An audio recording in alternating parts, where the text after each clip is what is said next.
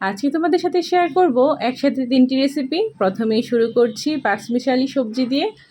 তাই প্রথমেই তেল গরম করে মেথি, কালো জিরা, জিরা, তেজপাতা আর শুকনো মরিচ সম্ভার দিয়েছি, মানে ফোড়ন দিয়েছি। তারপরে সব সবজিগুলো দিয়ে নাড়াচাড়া করে নিয়েছি। সাথে কিন্তু কাঁচা লঙ্কা ফালিয়েও ছিল। স্বাদ মতো লবণ, হলুদ আর স্বাদ অনুযায়ী চিনি দিয়ে কিন্তু পাঁচমিশালি সবজিটা রান্না করে ফেলেছি। এই যে দেখো, পাঁচমিশালি সবজিটা কিন্তু আমার রান্না হয়ে গেছে। পাঁচমিশালি সবজির ক্ষেত্রে কিন্তু ফোড়নটাই সব। ফোড়ন ঠিক মতো হলে কিন্তু রান্না এমনিতেই স্বাদ হয়ে যায়। তারপরে রান্না করব কাঁকরোলের একটি রেসিপি। কাঁকরোলের এই রেসিপিটা কিন্তু গরম গরম ভাতের সাথে খেতে বেশ লাগে। কাঁকরোলগুলোকে খুব লম্বা লম্বা করে কেটে নিতে হবে। তারপরে হলুদ আর লবণ দিয়ে ভেজে নিতে হবে ভালোভাবে। কাঁকরোলগুলোকে যত ভালোভাবে ভাজা হবে তাহলে কিন্তু কাঁকরোলটা তখনই সেদ্ধ হয়ে যাবে। আর পরে আর কষ্ট করে সেদ্ধ করতে হবে না। এই যে দেখো, একদম লালচে করে ভাজা হয়ে গেছে। এগুলো তুলে নিয়ে আবার একই তেলে দিয়ে দেবো পেঁয়াজ কুচি। পেঁয়াজটা একটু লালচে করে ভাজা হয়ে গেলে দিয়ে দেবো আদা আর রসুন বাটা। তারপরে আদা রসুন বাটা একটু নাড়াচাড়া করে নেব যাতে কাঁচা গন্ধটা চলে যায়। আদা রসুন দেওয়ার পর যদি একটু ভাজা ভাজা না করা হয় তাহলে কিন্তু আদা আর রসুনের সেই কাঁচা গন্ধটা যায় না, আর সেটা খেতে কিন্তু একদম ভালো লাগে না। তাই আদা রসুন দেওয়ার পরে একটু নাড়াচাড়া করে নিতে হবে। তারপরে দিতে হবে বাকি মশলাগুলো। বাকি মশলাগুলোর মধ্যে থাকবে জিরা বাটা, হলুদের গুঁড়া, মরিচের গুঁড়া, স্বাদ মতো লবণ। এইগুলো দিয়ে ভালো করে মশলাটা কষিয়ে নিতে হবে। মশলাটা ভালোভাবে কষানো হয়ে গেলে দিয়ে দিতে হবে পরিমাণ মতো জল ঝোলের জন্য।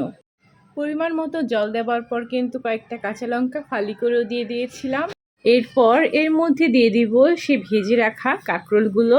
আমার রান্না কিন্তু প্রায় শেষের দিকে, ঝোলটা শুকিয়ে এলে পরিমাণ মতো কিংবা বলো স্বাদ মতো গরম মশলা দিলে কিন্তু হয়ে যাবে আমার এই রান্নাটা একদম পারফেক্ট হয়েছে। খেতে কিন্তু অসাধারণ। তারপরে রান্নায় চলে যাচ্ছি। এটা মসুর ডাল ভুনা। মসুর ডাল ভুনা করার জন্য প্রথমে কিন্তু ডালটা ভালোভাবে ধুয়ে রেখেছিলাম। তারপরে ফ্রাই প্যানের তেল গরম করে মরিচ, তেজপাতা, দারচিনি, এলাচ আর জিরা ফোড়ন দিয়েছিলাম। তারপরে দিয়ে দিয়েছিলাম পেঁয়াজ কুচি। পেঁয়াজ কুচির পরিমাণটা কিন্তু একটু বেশি দিতে হবে, কারণ ডাল ভুনায় পেঁয়াজের পরিমাণটা একটু বেশি লাগে, তাহলে মজা হয় খেতে। পেঁয়াজটা একদম লালচে করে ভেজে নেওয়ার পরে দিয়ে দিয়েছিলাম ডালগুলো।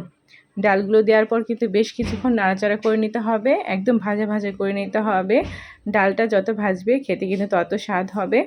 ডালটা ভাজার পর কিন্তু পরিমাণ মতো জল দিয়ে দিতে হবে।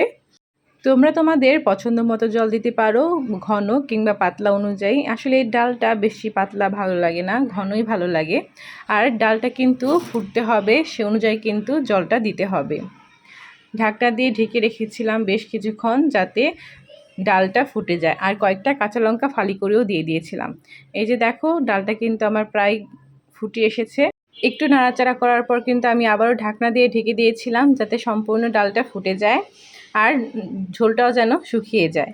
ডালটা কিন্তু আমার একদম রেডি হয়ে গেছে। আর শেষে কিন্তু অবশ্যই ভাজা জিরের গুঁড়ো দিতে হবে, তাহলে কিন্তু ডালটার স্বাদ অনেক ভালো হয়।